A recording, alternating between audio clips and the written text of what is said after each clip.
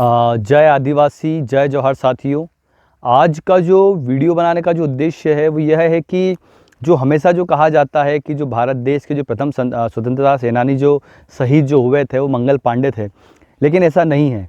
भारत देश के जो प्रथम जो स्वतंत्रता सेनानी जो थे वो तिलका मांझी थे, और तिलका मांझी जो थे यही प्रथम स्वतंत्रता सेनानी थे, और इन्होंने ही प्रथम बार अंग्रेज़ों के खिलाफ बिगुल बजाया था। अगर हम लोग तिलका मांझी के बारे में जानना चाहें तो हम लोग ये देखेंगे कि जो समय तो जो था ये जो समय था 1765 का। और 1765 का जो समय था, इस समय पे ये हुआ था कि जो बिहार दीवानी जो एरिया जो था उसको उसका जो एक भाग जो है वो झारखंड को भी बनाया जाने का प्रयास होने लगा। और ये हो चुका था कि जो बिहार दीवानी जो थी अंग्रेज़ों के जो अधीन में आती थी, उसी का एक हिस्सा बनाया जा रहा था झारखंड के क्षेत्र को।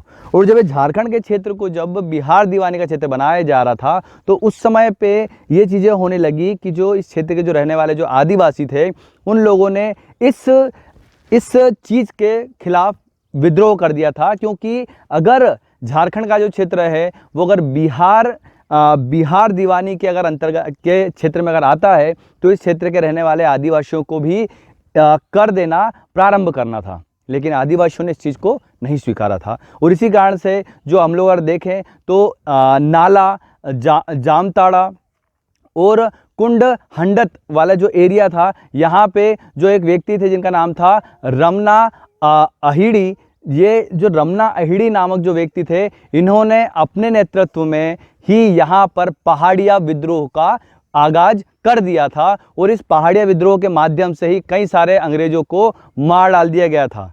और यही जो विद्रोह जो था वो मुख्य रूप से चला था 1770 से लेके 1778 तक।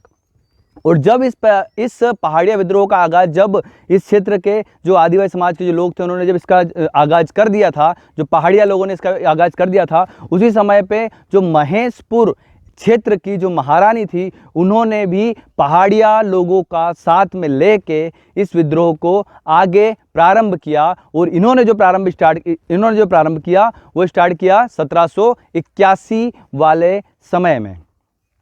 और जब इस महेशपुर क्षेत्र की जो रानी जो थी उन्होंने जब 1781 में जब इस पहाड़ी विद्रोह को शुरू किया, उसी समय पे जो दूसरे क्षेत्र में दामिनी कोह, इस क्षेत्र में तिलका मांझी ने भी इस पहाड़िया विद्रोह का आगाज कर दिया। और जब इस क्षेत्र में एक संताली छोटी सी बालिका के साथ में जब एक अंग्रेज जिसका नाम था अगस्ट क्विलैंड, इस व्यक्ति ने जब बलात्कार करने का जब उस संथाली आदिवासी बालिका के साथ में जब बलात्कार करने का जब प्रयास किया तो तिलका मांझी ने उन्हें तीर से मार के उन्हें मार डाला।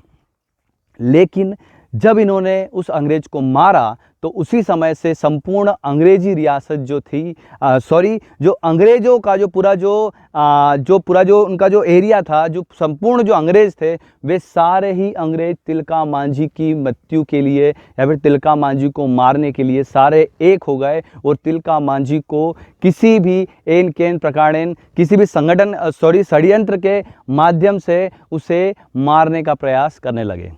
और यही हुआ कि आने वाले समय में तिलका मांझी को एक क्षेत्र से गिरफ्तार कर लिया गया।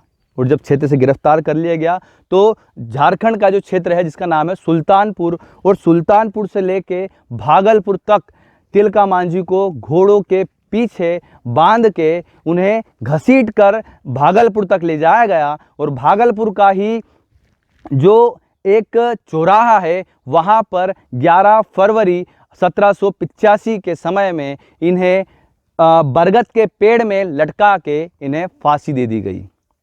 और अगर हम लोग तिलका मांझी को देखें तो तिलका मांझी का जो जन्म हुआ था वो हुआ था 13 जनवरी 1750 को।